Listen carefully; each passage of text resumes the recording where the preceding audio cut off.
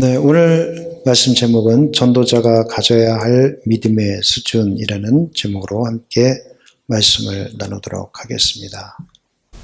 네, 여러분들 우리 연합감리교회 장정 아시죠? The Book of Discipline이라는 그 책에 보면 그 제4편에 모든 그리스도인의 사역이라는 제목이 나옵니다.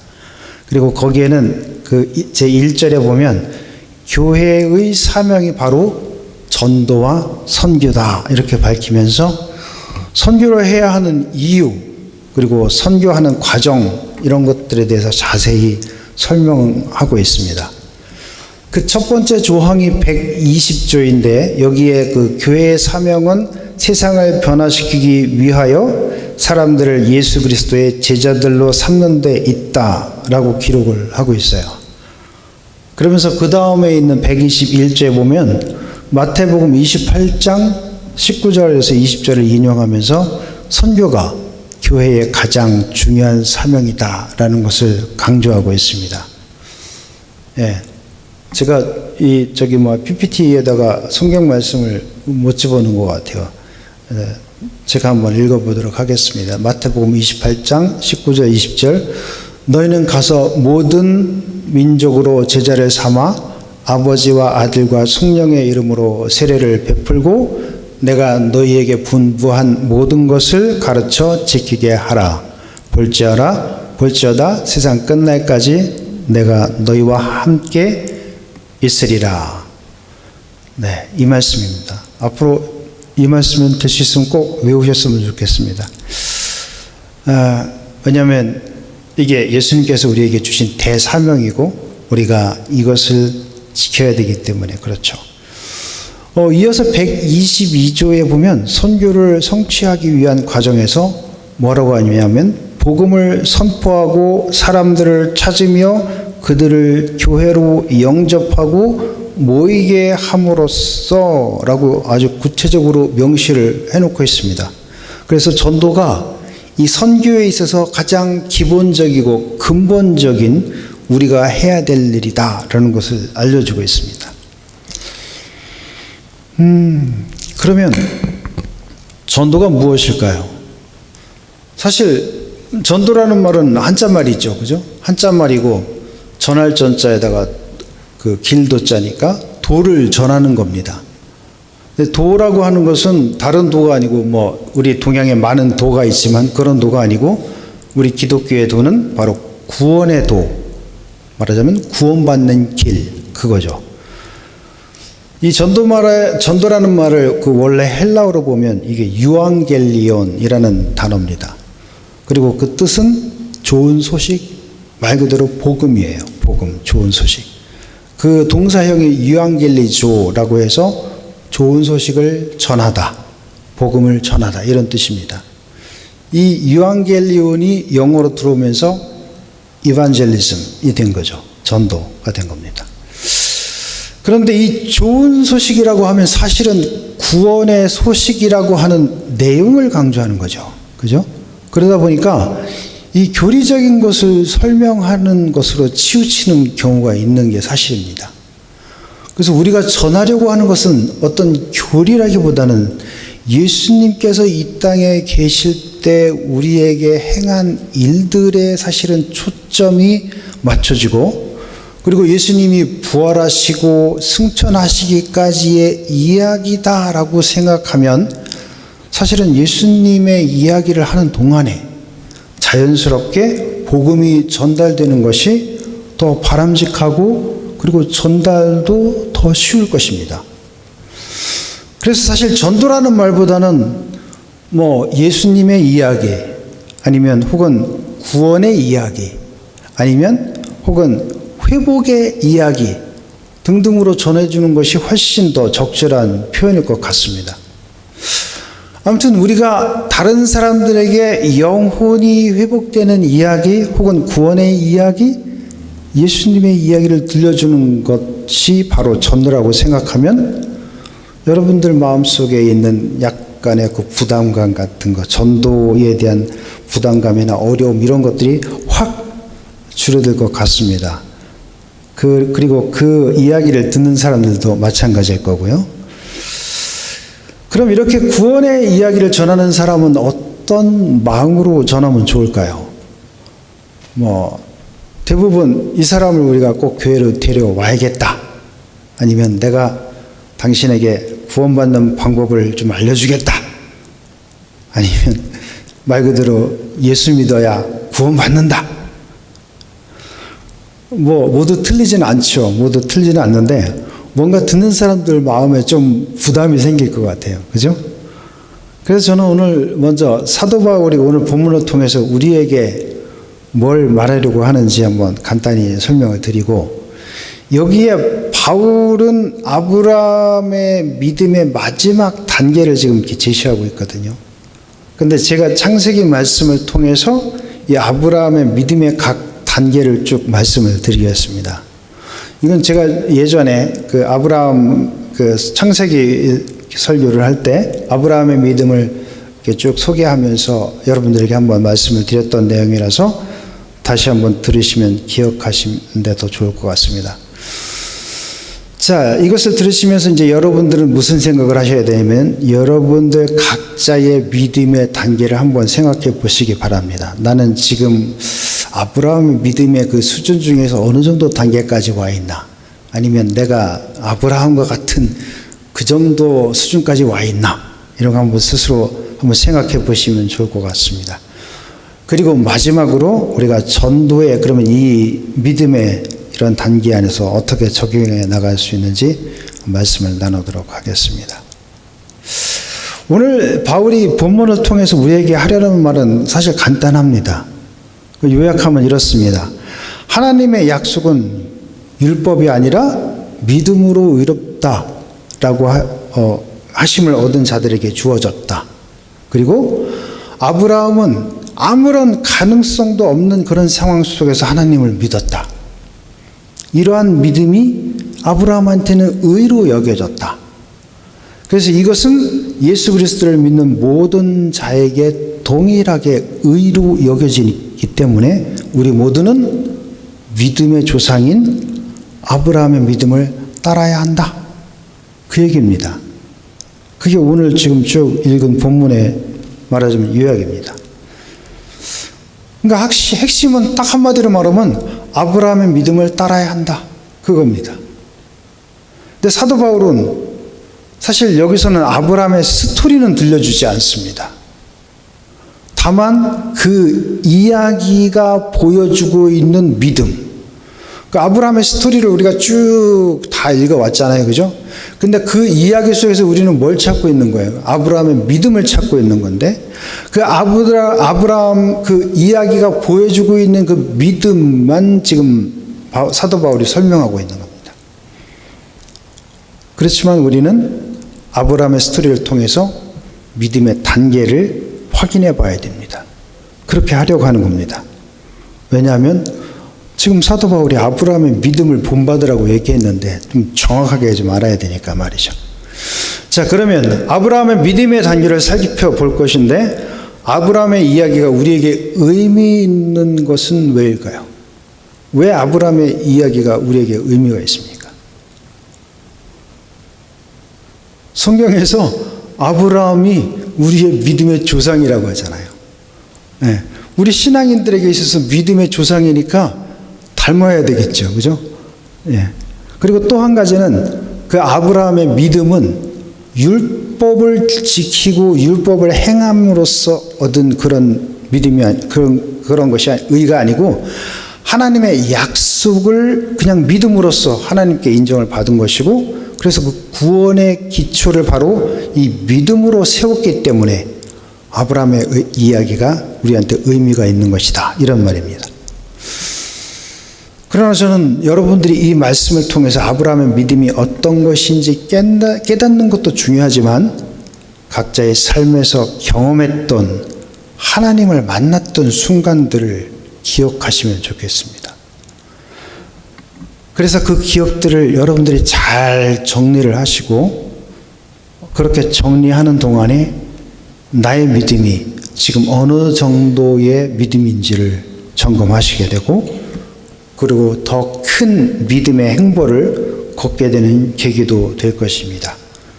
그리고 여러분들이 전도할 때, 구원의 이야기를 전해줄 때 보다 확신에 차서 설명할 수 있기 때문입니다.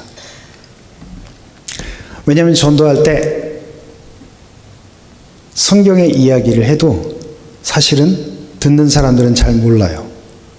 왜냐하면 저쪽 우리나라 아닌 아주 먼 나라 이야기고 이름도 생소하고, 그래도 아브라함 정도 되면은 많이 알려진 이름이지만 성경 속에 나오는 인물들 얘기해봤자 그 사람들 귀에 잘 들어가지도 않고, 그리고 남의 얘기이기 때문에 잘 안 들립니다.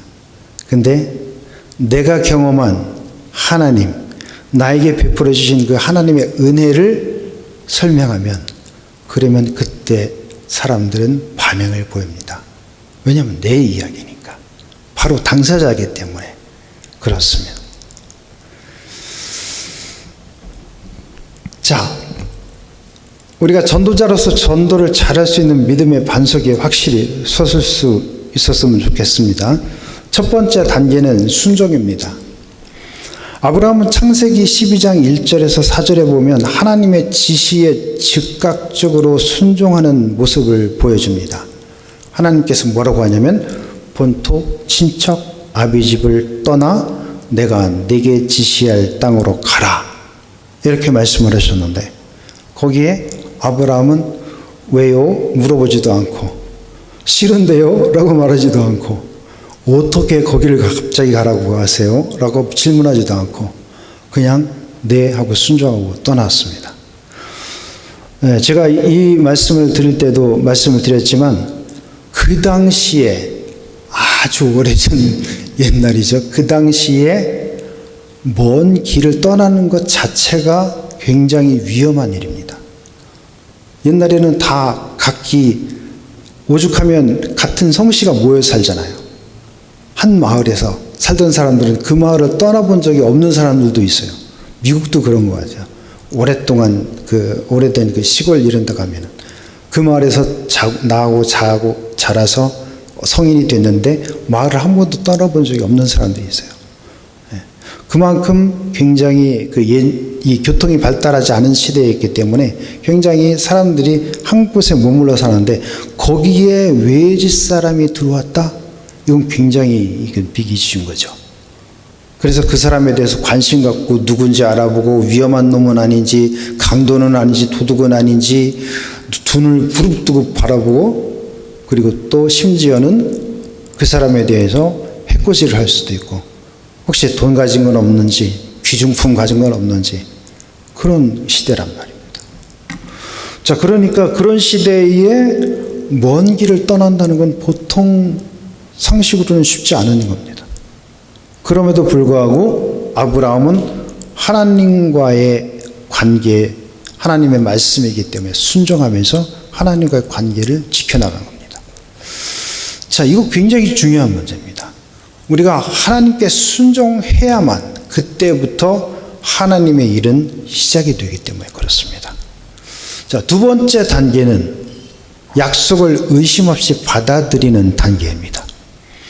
창세기 12장 7절에는 아브라함이 세겜 땅 모래 상수리 나무가 있는 곳에 도착을 했는데 그 땅을 아브라함의 자손들에게 주시겠다라고 하나님이 약속을 하십니다.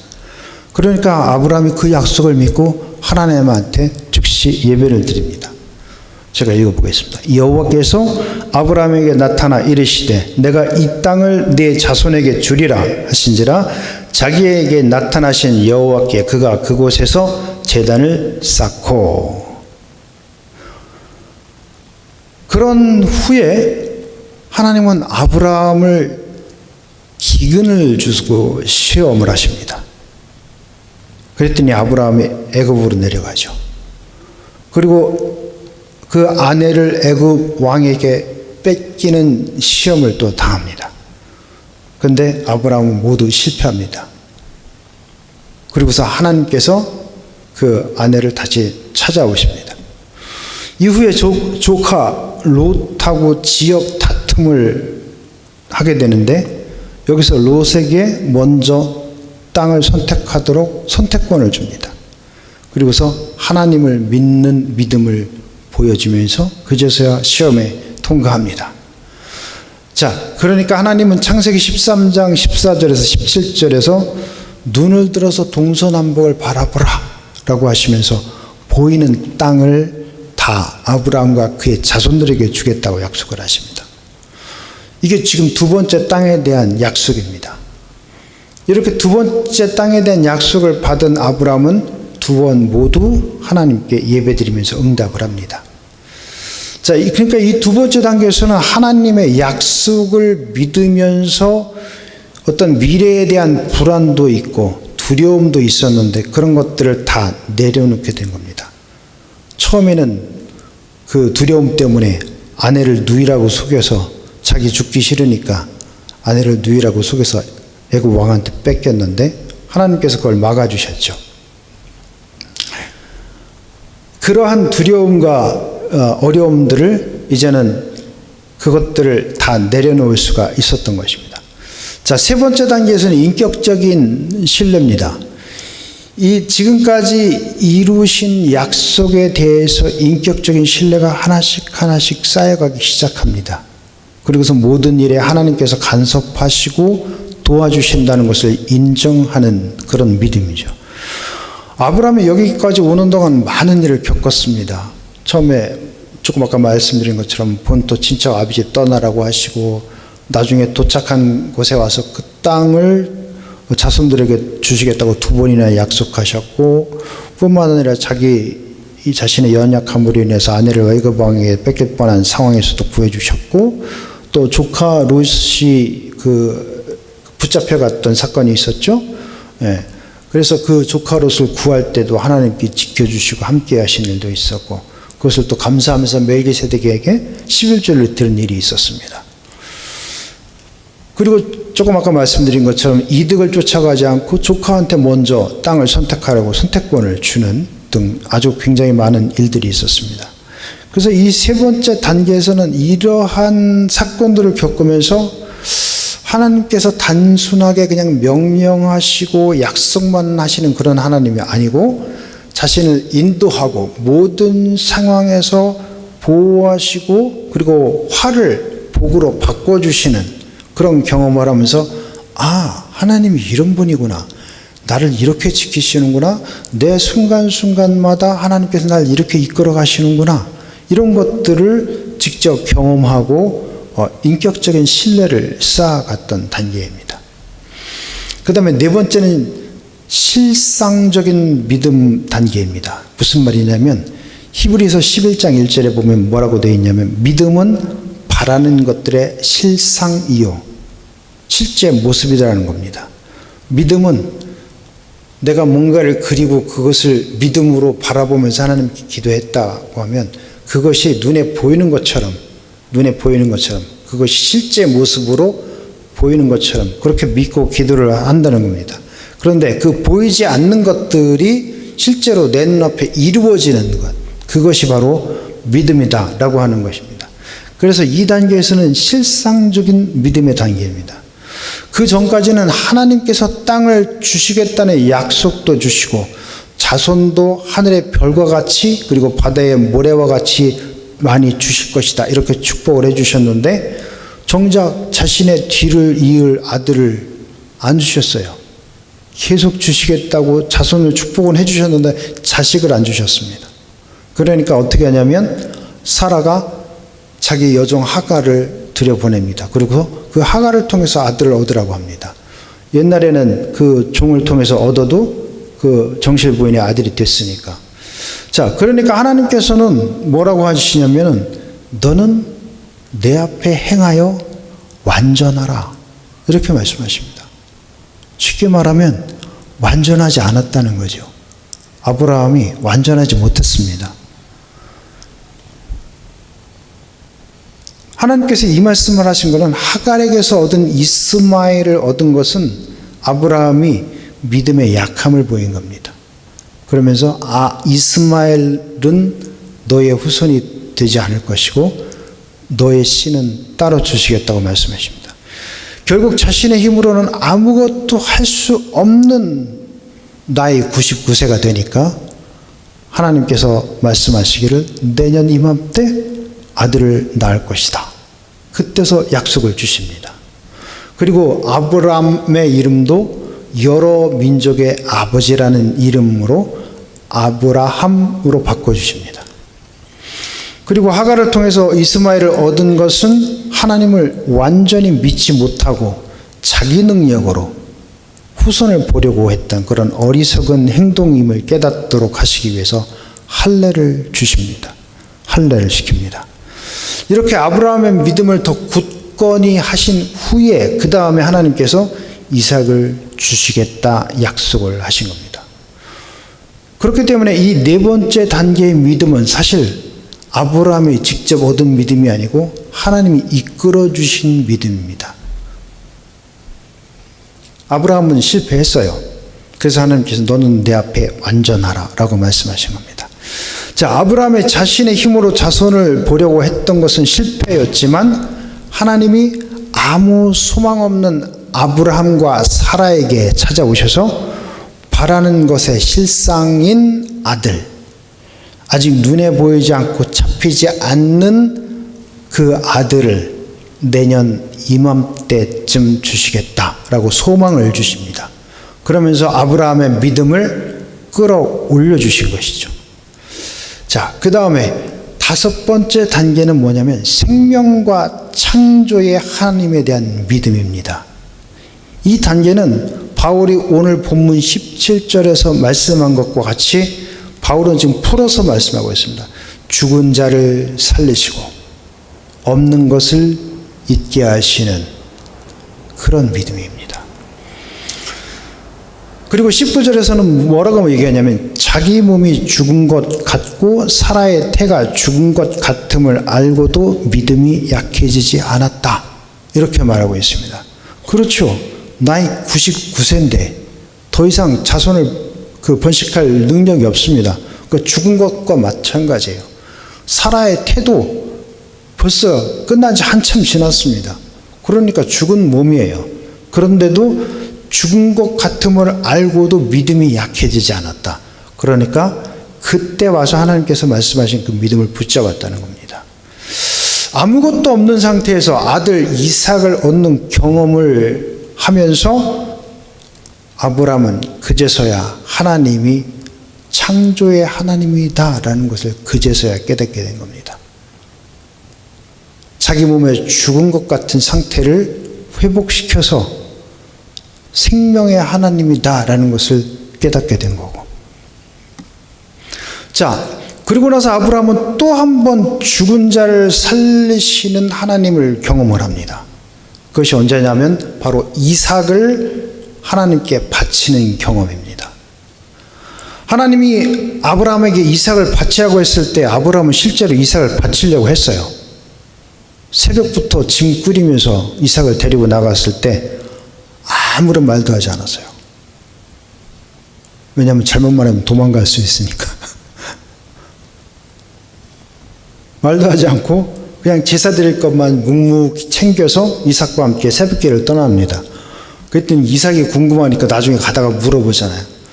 아버지, 제사 드릴 건 다 준비가 됐는데 어떻게 양은 없습니까? 그랬더니 그건 하나님이 다 미리 준비하실 거야. 그렇게 얘기하고 가죠.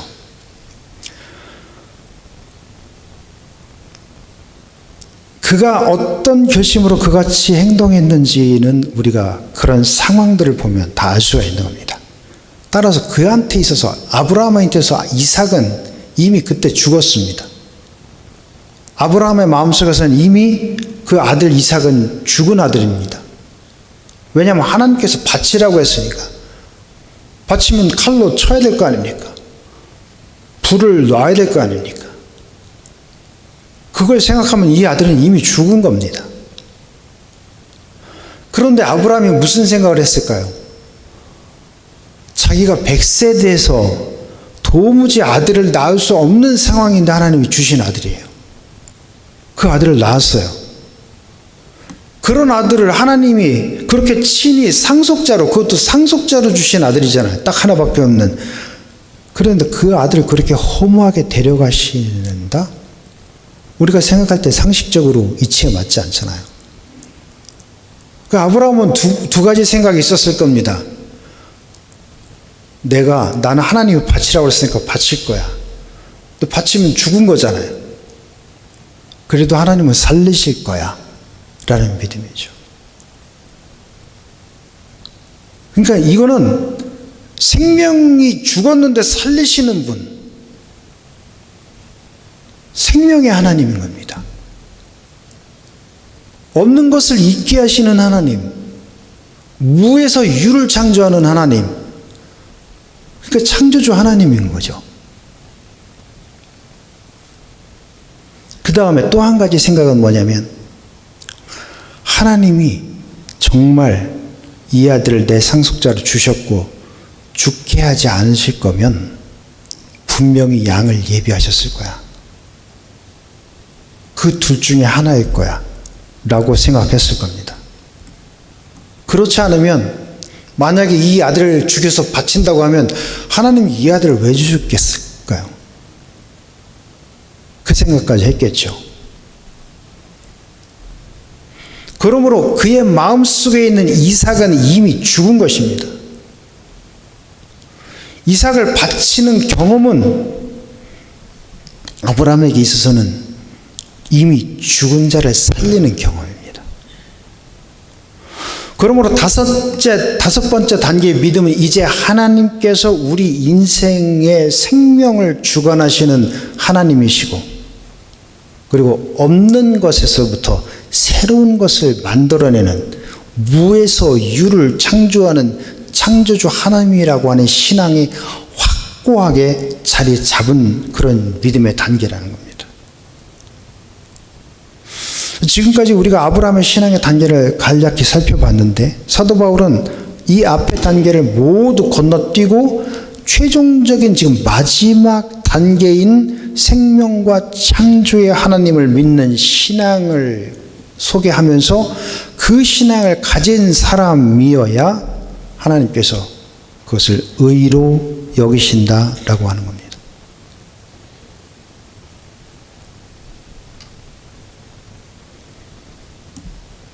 그런데 저는 우리의 신앙이 이런 단계까지 가야 다른 사람들에게 구원의 이야기, 회복의 이야기, 예수 그리스도의 이야기를 할 수 있다고 말씀을 드리는 것입니다. 왜 그럴까요? 아브라함의 믿음은 어떤 이성이나 교리나 어떤 다른 것에 그런 간섭 없이 순전히 모두 그의 경험 속에서 나온 것입니다. 그러니까 아브라함의 삶 자체가 믿음의 삶이 될 수밖에 없었습니다.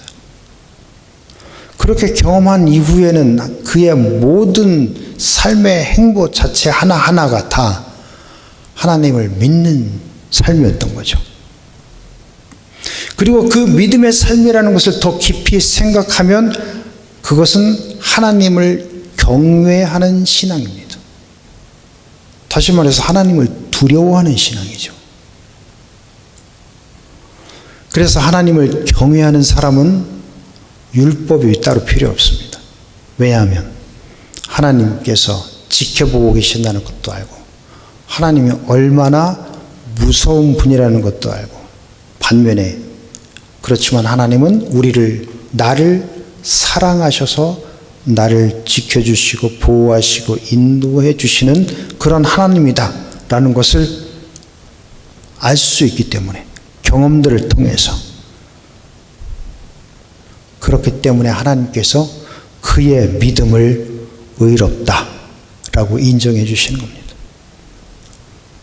우리의 삶도 마찬가지입니다.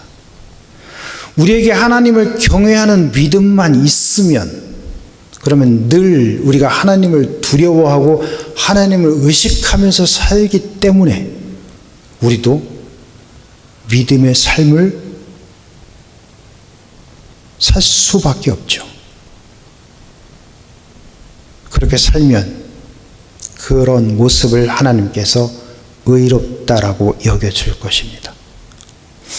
우리가 예수님을 믿는다라고 하는 것은 예수님께서 이끌어 주시는 이러한 믿음의 삶을 산다라고 하는 것입니다. 그렇기 때문에 우리가 전도를 하는 것은 어떤 철학적인 삶의 의미를 전하는 것이 아닙니다. 율법을 전하는 것도 아니고 믿음으로 구원을 받는 것이라고 우리의 교리를 설명해 주는 것도 아닙니다.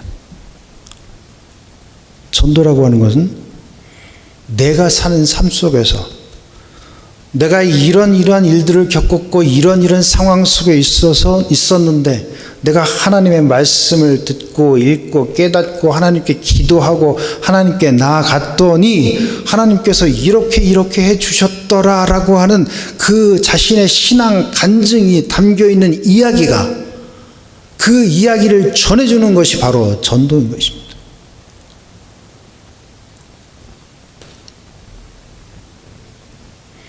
아브라함이 처음에 하나님의 부르심에 순종하면서 아무도 모르는 곳에 오직 하나님만 의지하고 떠나와서 자기 부인도 뺏길 뻔한 게 아니라 뺏겼죠. 그런 걸 2번이나 겪었어요. 그리고 여러 가지 숱한 일들을 겪는 가운데 하나님을 점점 알아가기 시작한 겁니다. 그러면서 거기에 신뢰가 쌓인 겁니다. 그러면서 하나님께서 나를 지금까지 보호하시고 지켜주시고 복 주신 분임을 알고 마지막에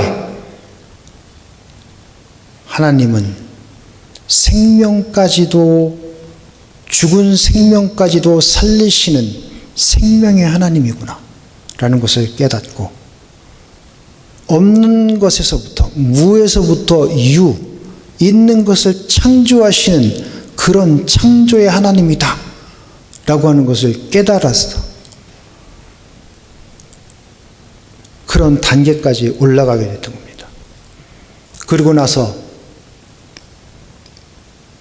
이삭 대신에 양이 예비되어 있는 것을 보고 그제서 뭐라고 하냐면 여호와 이레 예비하시는 하나님. 하나님은 우리의 모든 것을 다 알고 계시기 때문에 예비하시는 분입니다. 그런 하나님이라는 것을 아브라함이 선포한 것입니다.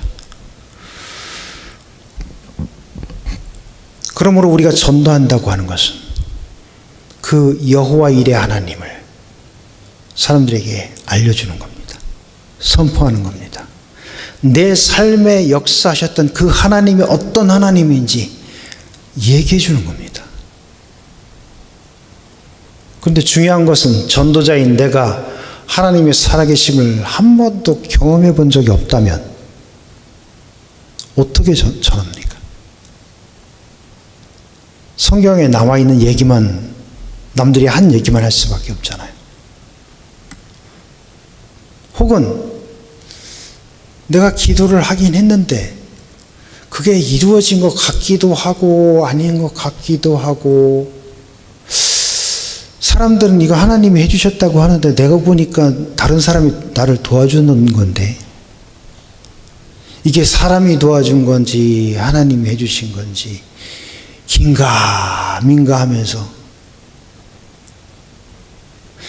아니면 이게 우연히 이런 일이 생겼겠지라고 생각하면서 그런 것을 구분하지 못하고 하나님께 감사하는 것이 아니라 그냥 나를 도와준 사람한테만 그냥 감사하고 만약에 그런 분이라면 그런 상태라면 우리가 그럼 어떻게 하나님을 전할 수 있습니까? 하나님을 경험한 적이 없는데 그냥 남들이 그랬대더라는 얘기는 할 수 있겠죠. 예수님의 제자들이 부활하신 예수님을 만났대더라 라는 정도밖에 못하겠죠. 바울은 예수님 믿는 사람들 핍박하던 사람이었어요. 예수님 살아 생전에 못 만났어요. 근데 나중에 다메섹성에서 만났을 때는 예수님이 이미 부활하신 이후였어요. 그렇게 경험을 하고 나니까 바울이 목숨을 걸고 완전히 180도 달라져서 자기가 핍박하던 예수를 전하면서 다니잖아요. 그러니까 같이 예수님을 믿던 사람들이 놀래서 저 사람 우리를 붙잡으러 다니는 핍박하던 사람인데 우리한테 혹시 몰래 숨어들어서 우리 잡으려고 한 사람 아니야? 의심도 했습니다.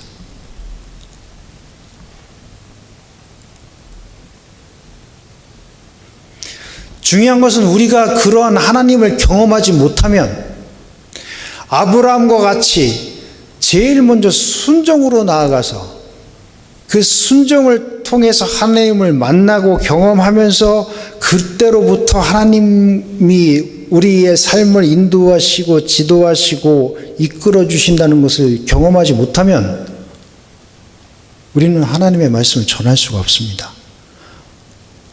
이 구원의 이야기를 전할 수가 없습니다. 내가 어떻게 그런 상황에서 구원받았는지, 내가 어떻게 그런 상황에서 도움을 받았는지, 하나님이 나를 이끌어 주셨는지, 나를 살려 주셨는지 전할 수가 없잖아요.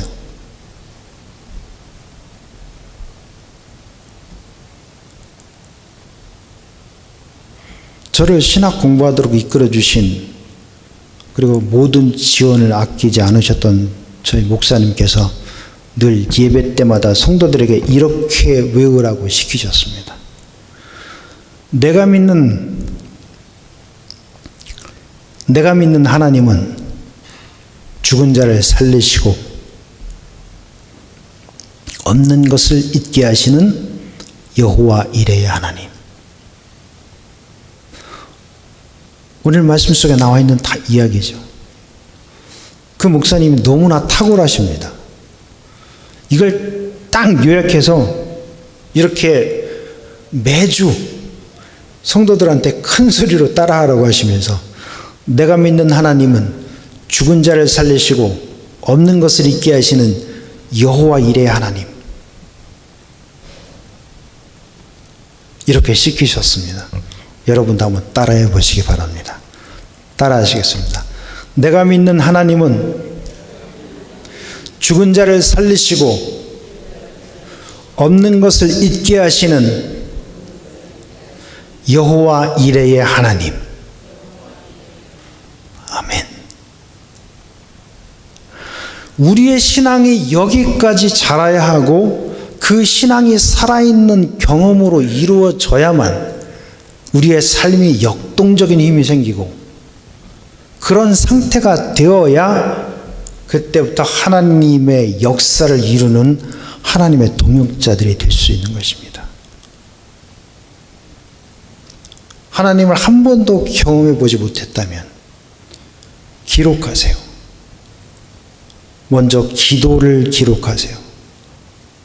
내 기도 제목을 기록하시고 그 기도 제목이 이루어지기를 계속 기도하시면서 하나님께서 그 기도 제목을 통해서 어떻게 역사하시는지 기도 수첩이라고 하죠. 만드세요. 기도 제목 적고 나중에 하나님이 어떻게 응답하셨는지 응답한 것 적고 그 다음에 그 옆에 응답한 날짜까지 적으시면 아마 그런 것들이 쌓이면 나중에 여러분들 그 노트만 봐도 여러분들이 하나님을 경험한 기록들이 쫙 있을 겁니다. 여러분들의 믿음이 흔들릴 때, 마음이 흔들릴 때 그 기록만 봐도 맞아, 하나님이 이때 나를 이렇게 도와주셨지.